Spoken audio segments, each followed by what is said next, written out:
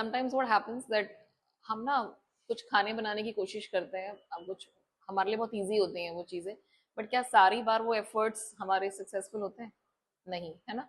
तो at that time we have to use some of the idiomatic expressions. अब वो क्या है, आज हम कुछ इडियम सीखेंगे जो फूड से ही रिलेटेड है, right?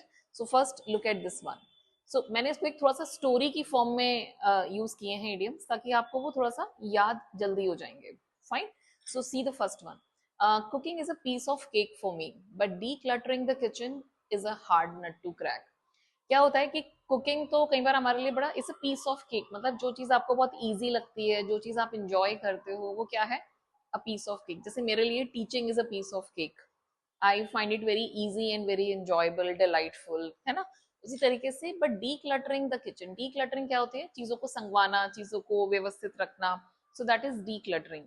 So decluttering the kitchen is a hard nut to crack. So hard nut to crack आप यूज करोगे for something which is very difficult to do. अब जरूरी नहीं कि आप ये इडियम सिर्फ फूड में और कुकिंग में ही यूज करोगे, you can use it anywhere, है ना? जैसे cracking UPSC exam is a hard nut to crack, right? So आप इस तरह से इसे और भी कॉन्टेक्स्ट में यूज कर सकते हो। This is one. देन अब आगे की स्टोरी क्या है? One day I wanted to bake a cake for my husband. I was full of beans but unfortunately the cake got burnt. ठीक है, आपने केक बनाने की सोची, अब केक बनता है तो बहुत अच्छा बनता है, नहीं तो फिर बिल्कुल ही बेकार हो जाता है।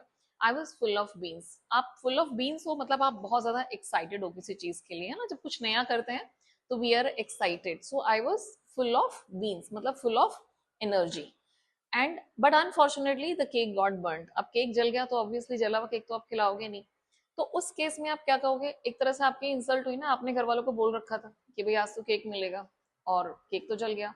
सो जब आप थोड़ा सा ह्यूमिलिएटेड फील करते हो, थोड़ा या ज्यादा, तो आप कहोगे I got egg on my face, है ना? ऐसी बहुत सारी सिचुएशंस होती हैं, not just in cooking but even in our real life also, है ना? कि हम ह्यूमिलेटेड फील करते हैं। तो I got egg on my face, जैसे ऑफिस में आपका प्रेजेंटेशन खराब हो गया, आप बहुत अच्छी तरह से नहीं प्रेजेंट कर पाए, तो आप कह सकते हो आई got egg on my face, है ना? वैसे भी जब कोई परफॉर्म करता है तो वो कहते हैं ना, अंडे गिरते हैं, अंडे फेंक के मारते हैं, तो ये वहीं से ही ये कहीं ना कहीं ये इडियम आया।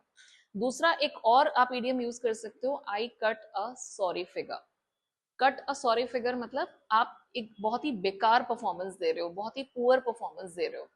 होता है कई बार कि आप अपने स्कूल में कोई प्रोजेक्ट सबमिट किया बट आपका परफॉर्मेंस अच्छा नहीं था, आपने अच्छी तरह नहीं लिखा, या फिर कुछ प्रेजेंट करना था, एक्सटेम्परी में आपने पार्टिसिपेट किया, 1 minute you had to speak but it was a very poor performance. ठीक है, तो आप कहोगे कि I cut a sorry figure.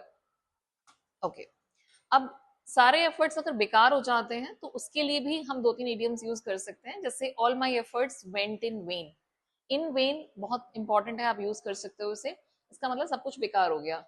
I tried a lot but everything went in when. In when मतलब कोई फायदा नहीं हुआ मुझे, उसका कोई रिजल्ट नहीं मिला अच्छा, तब आप इसे यूज करोगे। देन एक और आप इडियम है, everything ended in smoke. You can use this also. Everything ended in smoke मतलब सब कुछ बर्बाद हो गया, आपके जो भी एफर्ट्स थे वो सक्सेसफुल नहीं हुए, है ना? एग्जाम का रिजल्ट कई बार बहुत बेकार आता है। अब आपको 80% चाहिए थे इंजीनियरिंग करने के लिए, बट यू गॉट 75%, तो कोई फायदा है? Your all efforts ended in smoke. तो इस तरह से आप इसे रियल लाइफ में यूज करो, not just about food but even outside that also. I had to go back to the drawing board. आपने बहुत सारे एफर्ट्स करे बट सब फेल हो गए। अब आपको शुरू से दोबारा से सब कुछ सोचना होगा, प्लानिंग करनी होगी, तो उसे कहते हैं now you need to go back to the drawing board. मतलब आप दोबारा से पूरी प्लानिंग करो, दोबारा से सोचो, सारे एफर्ट्स अब आपको दोबारा से करने हैं। अदर वन एक और आप यूज कर सकते हो, I have to go back to square one. कि भाई अब तो सब कुछ शुरुआत से ही शुरू करना पड़ेगा। आपने इतनी एफर्ट्स करे, सारे आप यहाँ तक पहुंचे, बट सारे एफर्ट्स बेकार हो गए। स्क्वायर वन कैसे आप इसे यूज कर सकते हो? जैसे वो सांप सीढ़ी होती है ना, स्नेक्स एंड लैडर्स में हम यूज करते हैं। कई बार होता है कि सांप ने काटा तो फिर से आप वहीं पे पहुंच जाते हो, तो दिस वे। तो आपको 100 पे पहुंचना है बट आप फिर से नीचे आ गए, और अब आप फिर से कहाँ से स्टार्ट करोगे? शुरुआत से। याद रहेंगे ये इडियम्स? तो go back to square one मतलब आप 100 तक या 99 तक पहुंच गए थे, but then you failed and now again you have to start from the scratch.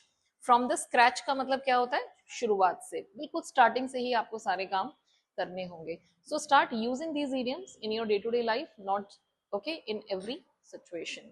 So do that.